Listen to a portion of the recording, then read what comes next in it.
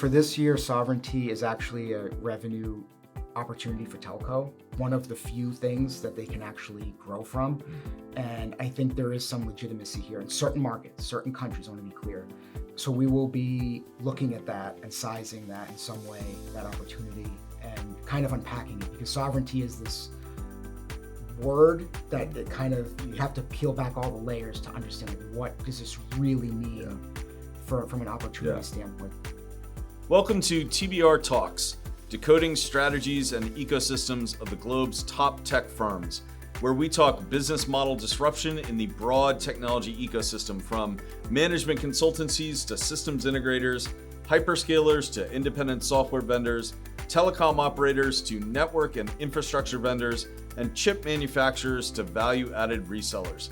We'll be answering some of the key intelligence questions we've heard from executives and business unit leaders among the leading professional IT services and telecom vendors. I'm Patrick Heffernan, Principal Analyst, and today we'll be talking about Mobile World Congress 2026 with Chris Antlitz, Principal Analyst for TBR's Telecom practice. Chris, welcome back to TBR Talks. Every year at this time, we have to have you come on and talk about Mobile World Congress in Barcelona. So how was it this year? What sort of jumped out at you as the biggest parts of a really big event? Yeah, so it was a typical MWC. I think the big three topics this year were sovereignty, agentic AI, of course, AI, and I would say the other thing is trust, if I had to boil it down to three of the main topics. So out of those three, trust is one that I don't typically think of as being something important in the telco space as much as I think of it more in the AI and the services space. So what is it? What's the trust component at Mobile World Congress? Yeah, so I was surprised about that keyword as well. But basically, trust was conveyed in different ways. But the one way that resonates best with telecom is, who do you trust with your data? Who do you trust with your privacy in general? Who do you trust with your, how you're living your life, your lifestyle? And really, there's questions being asked about, so for example, fraud and scams is a massive problem globally, especially in emerging markets, because there's a lot less protections in place. Right. And there's people losing, their life savings, and you have these terrible things that are happening. And a lot of that fraud and scam comes over digital infrastructure. And, you have the telcos, you have the hyperscalers, you have OTT players, you have all kinds of players in that ecosystem that are participating. That, what is their role? Are they supposed to provide those protections? Where do you draw that line? And the idea is, well, the telcos, what if they could be positioned as a more trustworthy provider of digital infrastructure? And because of that, they can get loyalty, maybe more market share. Maybe they can embed some protections for their subscribers into their technology stack. That was one flavor of how trust was conveyed at the event. Right. And were there certain companies that stood out for being able to sort of sing that song really well, very convincingly? So there was one telco that really hammered this point home. So it was Sunil Mittal, who's the founder of Bharti Airtel in India. And I mentioned the emerging markets is really where there's this is a massive problem. It's a problem everywhere. Yeah. But in the emerging markets, it's a particularly large problem because there's even fewer protections. And he is tasked his company with, let's try and think about trust as a competitive differentiator.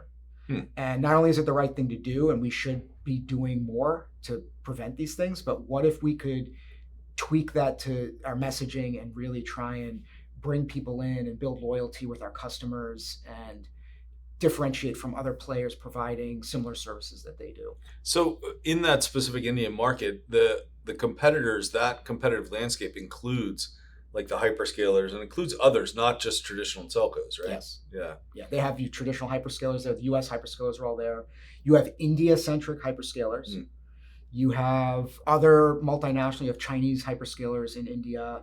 It's an ecosystem. You have all kinds of players there that are participating. Right, and trust as a differentiator. How about, so you mentioned agentic AI, and I think in the special report that you wrote up, you talk about AI agentic AI as being certainly present, certainly top of mind. Everybody was discussing it, but not really mature in the sense of this is where we see it making the most significant effects on the mobile market overall. But so what's your sense of where agentic AI is now and is going within the telco space?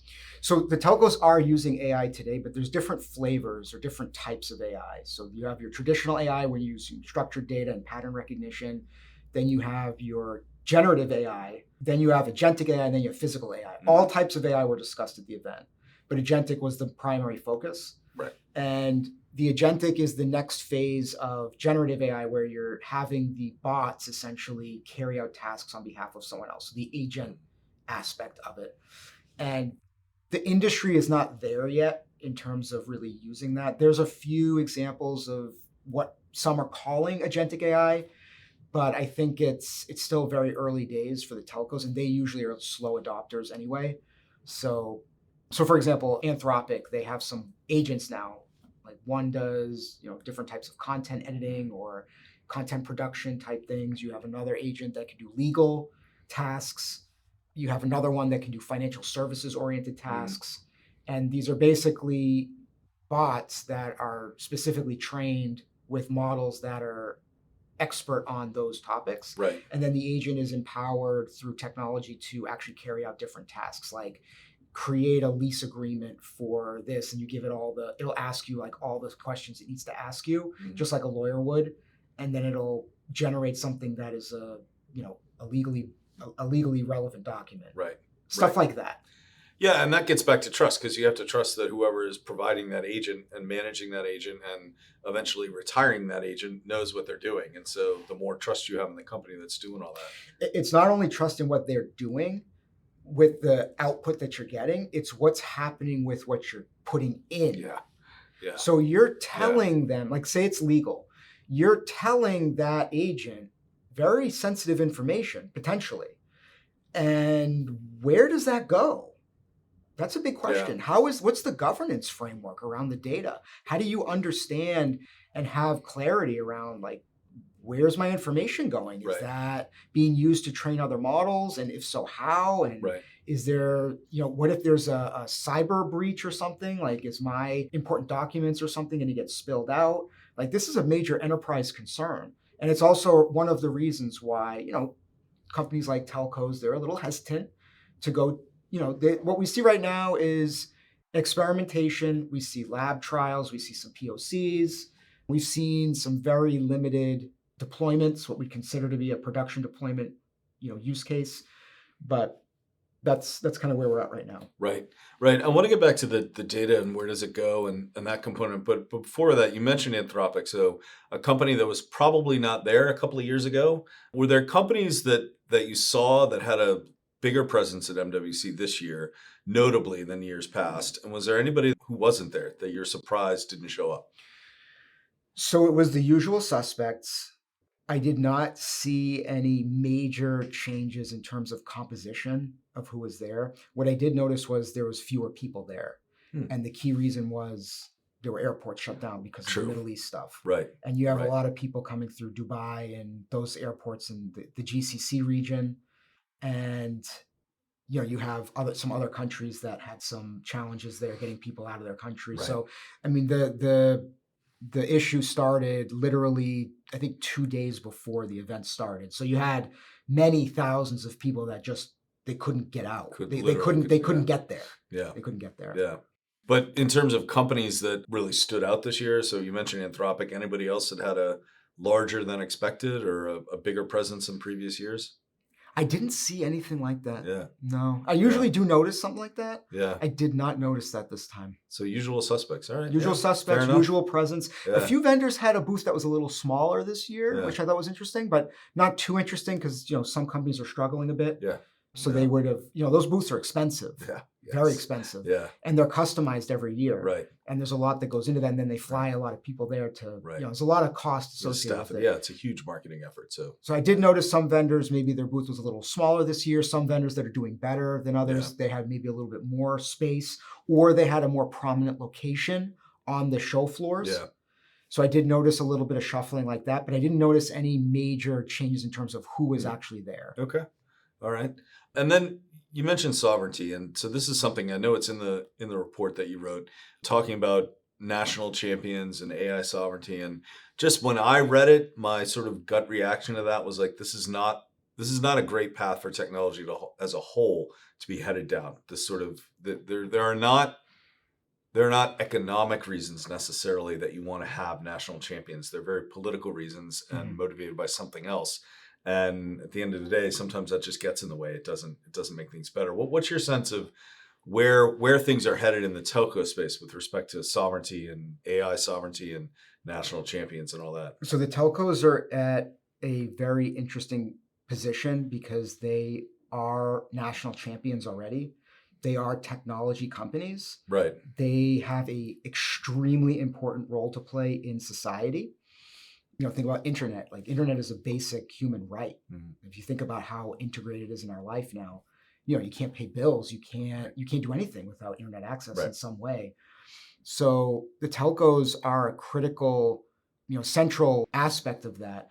And because of that, they could be playing a much more important role. Right now, you have other technology companies that are playing that role, and they've taken a lot of opportunities away from the telcos over the last 20 years. The question is sovereignty going to be, is the FUD strong enough to prompt real action this time? Europe loves to talk and they love to regulate and they make action on regulation.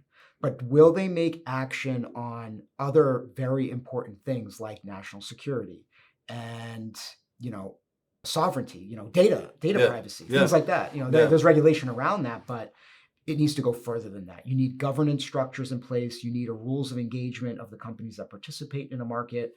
You need inter-country, not only within the EU, but outside of the EU. What do those alliances and structures look like?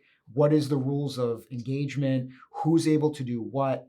I'm talking about Europe because they are the ones usually people will talk about, but it goes far beyond Europe. Yeah. If you think about Canada's in this situation, basically any major world country, think like G20 type country that is not the US or China is facing these questions right now. And what does that mean for them?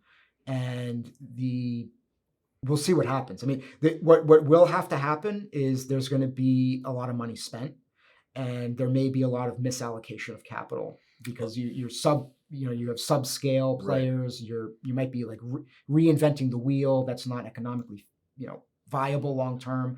So there's a lot of really profound questions that are being asked now, and telcos are, in some cases, they are part of these conversations. Right. Do you foresee like another sort of GDPR coming out of the EU in terms of like GDPR specifically for AI and for sovereignty around AI? So there is the EU AI Act, which is relatively recent. Yeah. So I'd say that's the closest thing they have right now. To another, yeah. I think the first major societal challenge that comes up, it could be a cyber event that really causes problems where there's like, either people's lives are in jeopardy or, something profound happens and it's tied to digital infrastructure. I'm going to loop AI into that umbrella. Yeah. There's going to be a major rethink, more action. Right now, there's a lot of talk. There's some action. There needs to be a lot more. And then the other thing that we haven't even discussed yet here is quantum, which I did see quite a bit of quantum at the event. And quantum it's improving. Every year I go to MWC and I see the quantum stuff that's there. I can see a lot of progress, even in just 1 year intervals. Are the use cases still primarily like pharmaceuticals and government and like sort of in academia, or are you seeing quantum use cases that break out of that sort of traditional space it's been in? So yes, all those use cases you just mentioned, there's a whole bunch of others. Some that are going to probably help society, some that are probably not. But that's not even counting the government stuff. So then you have the government stuff, and now you're talking about post-quantum encryption and post-quantum security and the the encryption keys and how do you protect bank records Yeah. and the IRS, your tax documents and things when those are encrypted files being transmitted Right. through the internet. So there's a lot of changes that are going to need to be made because of quantum that people are just starting to get their heads around that now. But again, once you have an event where people are impacted in a very profound way, that's going to prompt governments and businesses into action. They're going to make changes and make behavioral changes and decisions based on the state of play and what is actually going, where is the trend line heading towards. Yeah. So it'll be, just my mind when you say like post quantum encryption, I think about how many movies and TV shows have featured that hacker that's able to like break through the system and, hack into whatever. Eventually there's going to have to be a movie where that hacker has to somehow tap into a quantum computer in order to do it. So maybe that's when we'll know it's actually it's made the jump into sort of the mainstream. Because I think quantum is still, as fascinating as it is, it's a niche play. And I understand the long-term scaled prospects for it, but at the moment it just still feels very niche. It is, but one of the earliest use cases is going to be the security, because the encryption, it can break the encryption keys very quickly. Like within a few minutes, you can break any encryption key that's been produced like pre-quantum. Yeah. Like anything could be broken almost instantly. And that could be utilized. You don't need quantum everywhere to be able to carry something out from that. Right. If you can break the keys, a hacker or whatever nefarious actor can do something with that. Yeah. So quantum's down the road, but for certain use cases and threat vectors, it's very much a this decade problem. Right. I remember last summer talking to some people in the cybersecurity space, and they were talking about was a harvest now, decrypt later. And so the idea being just, you get into a system and you gather up all the intel, all the data that you can, even if it's encrypted, then you can decrypt it later. And if you had that quantum capability, that would even speed things up even more, because then it's no longer a matter of, I want to decrypt so I can see what I have and make a judgment about whether I really want it. It's just take everything and then throw quantum at it and solve that. So scary stuff. So let's wrap up with this. When you think ahead to next year's MWC, like what are two questions on this? One, what are you going to spend the year looking at? Like what are some of the top issues that you'll be thinking about over the course of the year because of this year's MWC? And then what do you think will be the biggest topic next year? So for this year, sovereignty is actually a revenue opportunity for telco, one of the few things that they can actually grow from. And I think there is some legitimacy here in certain markets, certain countries, I want to be clear.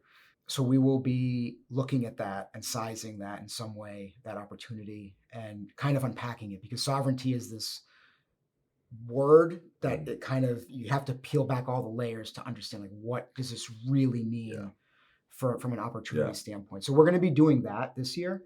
And then at MWC next year, I would expect we're just going to see more advancement in the current slate of technologies that are out there. There's one technology, though, that I think we might see more of, and that's ISAC, integrated sensing and communications.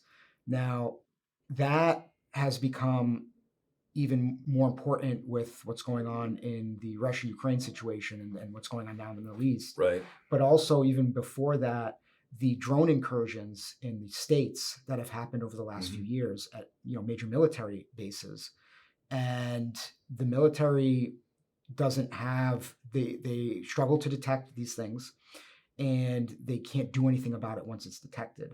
Right. We've seen that. Right. We've seen that like clearly on the news. Right. So that is a clear vulnerability. And ISAC is a critical technology that can combat that and address that need. And there's actually some preliminary ISAC companies, I talked to one when I was at the event, that has some pre-6G ISAC technology. They have a solution and they've been selling it. It's been selling like, hotcakes to all the usual suspects that would want that technology. So I think we're going to see a lot more of that before 6G is actually ready. Right. We're going to see ways for technology makers innovators to build those types of solutions sooner rather than later. Because originally we were expecting ISAC to be ready in the early 2030s. That was the original roadmap. Right. But given what's happened in the last few years, that roadmap, there's so much pressure on the industry to pull that forward that I started to see that at the event this year, that it is being pulled forward. And there are some very compelling startups with some technology that doesn't need 6G to do it with a high enough level of accuracy where it's useful. So what's the role of the traditional telcos in ISAC? So think about turning all of the towers into radars. Okay. You can basically turn them all into a radar, Yeah. and they can radar low airspace. Yeah. So, several hundred feet up, maybe you can get a few thousand feet up depending on how they actually you could, depending on how it's architected, you could go above lower airspace, depending on where you're pointing your antenna arrays. Yeah. So this is an opportunity for hardware and even software that the traditional telcos have already installed.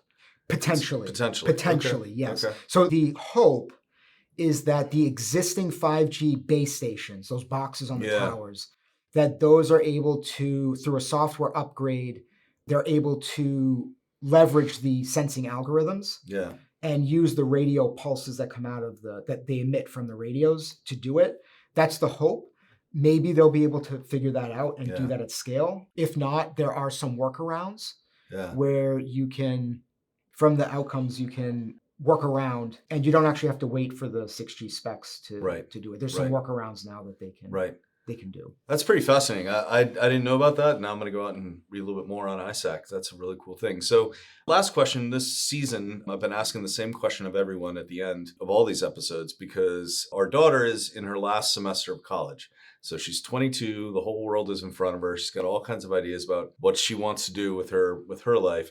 And it just made me reflect, and I've been asking a lot of people to reflect on their 22-year-old self and what did they think they were going to do. I am positive you didn't think you were going to be sitting here talking to me in however many years it's been since you were 22. But when you were 22, what did you think? Like, this is what I want to do with my life. What was your what was your dream job heading into your 22s? Yeah, I wanted to work in financial services. Originally I wanted to go to Wall Street, and I decided there were some upperclassmen that actually did it, and they explained to me what the lifestyle was like and what sacrifices they had to make to do that. Yeah. And I decided I didn't want to do that. I did want to do it, but I also didn't. Yeah. And I wound up transitioning to doing something else. We still, like, doing this job is still very relevant in a way because I still get to follow the companies and the new technology, and we dig into the financial statements, and we do some similar tangential things that an equity analyst would do, right? So I do, from that perspective, like I am doing what I wanted to do at 22, right? But it's just a little different, and not maybe exactly the way that I originally thought. Yeah, but it's similar. Yeah, and credit to those guys for sharing like what it was really like, and then at 22 you understood like that's not the path I want to take. Now the sacrifices I want to make, and I know exactly what you mean. Like there's always that opportunity to do something you think is bigger and better, but it comes at a cost. So, yeah. Chris, thanks so much. We will chat again soon, I'm sure. Thanks. Okay. Thank you. Next week I'll be speaking with Sid Nair, Cloud Growth Lead at Accenture Americas, about challenges enterprises face in scaling AI and changes in the broader technology ecosystem. Don't forget to send us your key intelligence questions on business strategy, ecosystems, and management consulting through the form in the show notes below. Visit tbri.com to learn how we help tech companies, large and small, answer these questions with the research, data, and analysis that my guests bring to this conversation every week. Once again, I'm your host, Patrick Heffernan, Principal Analyst at TBR. Thanks for joining us, and see you next week.